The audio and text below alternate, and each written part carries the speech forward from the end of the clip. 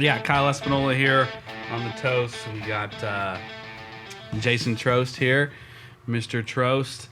Just want to do kind of touch base. Younger generation coming up. Myself, I'm 29. Yourself? 21. 21. So little age gap here, but agriculture is really a big generational change going on.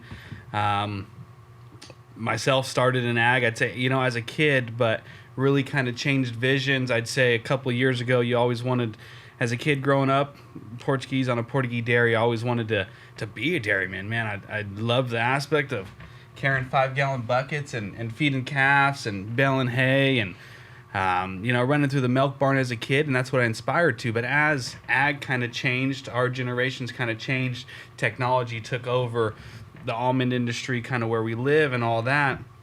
Ag's kind of really grabbed onto these young people through social media, right? And I think kind of changed the visions of younger individuals in agriculture. So the question would be, to you would be, as a kid, what did you kind of see yourself doing? I mean, you're still young, but today, now that you see what social media has done and just what California ag has done to world ag, has that kind of changed your goals / vision for yourself moving forward? And I guess more than that, has it changed the industry that you would like to pursue, as yourself? Yeah, definitely. So I grew up on a dairy farm, and I always kind of saw myself doing that, but I wasn't positive. I just thought kind of my dad did that, I'm going to do that. I wanted to go to college. My dad didn't go to college, so I was like, well, maybe something else will happen during that time, meet a lot of new people. I grew up right down the road from the Bruner family, from Doug.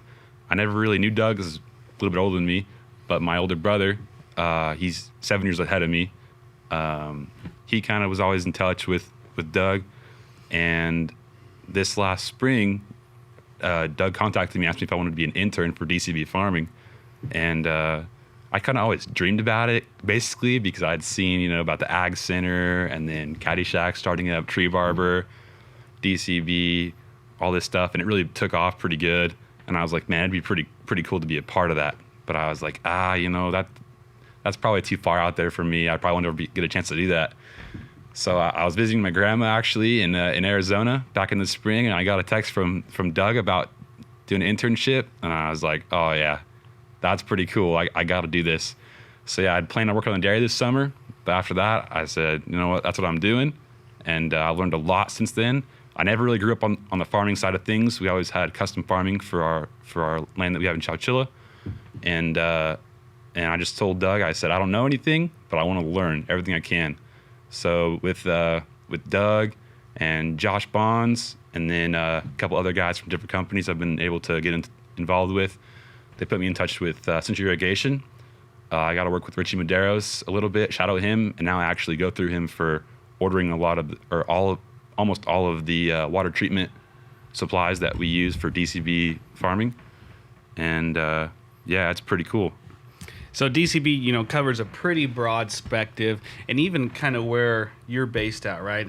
Road 9, Avenue 25. You got it all. You got a dairy, you got tomatoes, you got corn, you got almonds, you got, what's his name's growing, onions or whatever the heck he's got going on there. So artichokes. Is there artichokes, Yep. What drew it, to away from the dairy into the custom side? Was it almonds? Was it the just pure equipment? Was it a commodity, or was it just atmosphere and camaraderie of what was going on at the Ag Center / DCB? Definitely, I like equipment a lot. That's pretty cool. So I like that side of farming. Yeah, the people a lot, because I saw Doug bring in a lot of good people. You got some really good people at Caddyshack, Tree Barber, and I wanted to be a part of that. Yep, and then I've always wanted to get into farming. I never really knew if I'd be able to get into farming, but then I've kind of had this opportunity right now to intern for Doug and Josh, and yeah, it's really cool. So you're still 21, so a little bit younger. Do you, now that you've kind of branched off and took in this little role, do you see other friends of yours or other individuals in the same group saying, hey, maybe it's time for myself to maybe branch out, spread my wings, and see what else I can do in a different atmosphere?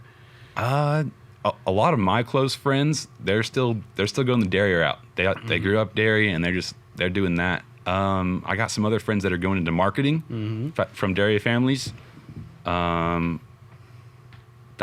pretty much the main two things. Is that? Yep. Anything that you think you learned growing up in a dairy family that could transfer with you to basically any other job, any other commodity, any other position you're going to hold, for the next 10, 15, 20 years? One big thing that I've seen with my dad at the dairy is working with other people. You got to be able to, especially if you're managing other people, you got to be able to work with them, understand what they're doing, so you can help your business grow, succeed. Changing to what your state's doing, your county right now especially, that's a big thing for dairies. You got to adapt to all the new regulations, and then farming's going to be doing that same thing more and more, I think, adapting to more of the regulations. Back to that regulations now, your dad, Jeff, decently well, not very well. Obviously a generation up now.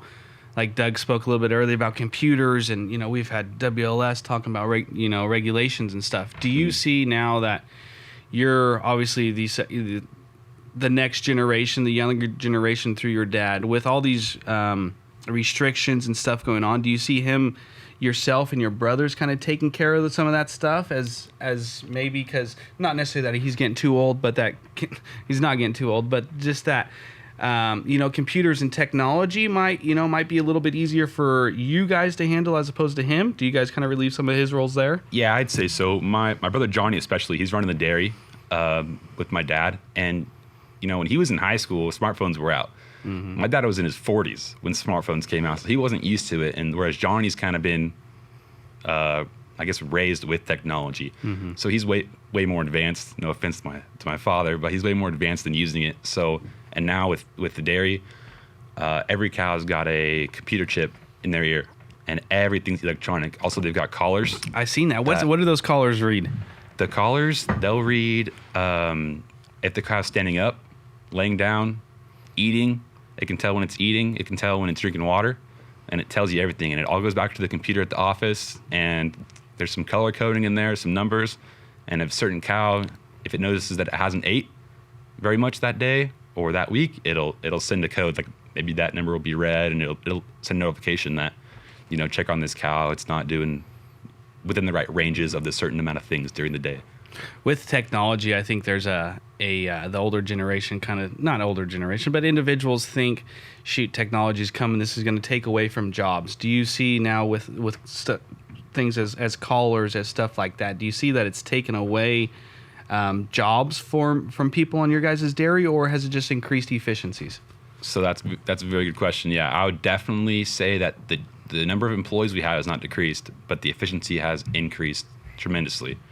You can be way more effective with the health of your cows with new technology, way more effective with your costs on feed by feeding the proper amounts and making sure that's all good. Yeah, I think technology increases efficiency a lot.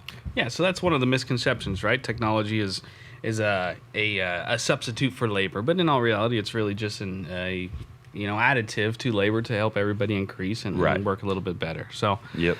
Let's talk about the Papa Troost's barn, man. He's got some serious cars, cool collectibles. I've seen you guys just did maybe a little photo shoot for his birthday or something. Yep. What's the coolest car he's got in that shop? The one you saw in the pictures that's his newest car. He loves that thing. What is that? 1959 Chevy Impala. 59 Impala. Yep. Fully redone. Everything. It's got a full air ride suspension, and it's got a motor out of a 2016 Corvette, 455 horsepower. Yep, no joke. And right when he bought that, he told my brother Johnny, who's pretty good with wheels, like we like to do stuff to our trucks and everything, and he went and got him some sweet custom wheels made. So now he's got a Corvette too, an actual Corvette, right? Does it? Is there any races going on between the two? The old school yet. With the new engine. Not yet, but I am gonna say the fiberglass car probably goes a little better. It looks sweet going down the road. Yep. Well, hell yeah, appreciate it. Thanks for joining us here today. Absolutely. And hopefully it's a little a little insight on what the next generation is looking to do with their future, how technology is evolving, and how technology and labor can still coexist efficiently, right? Right, absolutely. So, well, right on. Toast. You don't got a beer? I got a beer? No. Hell yeah.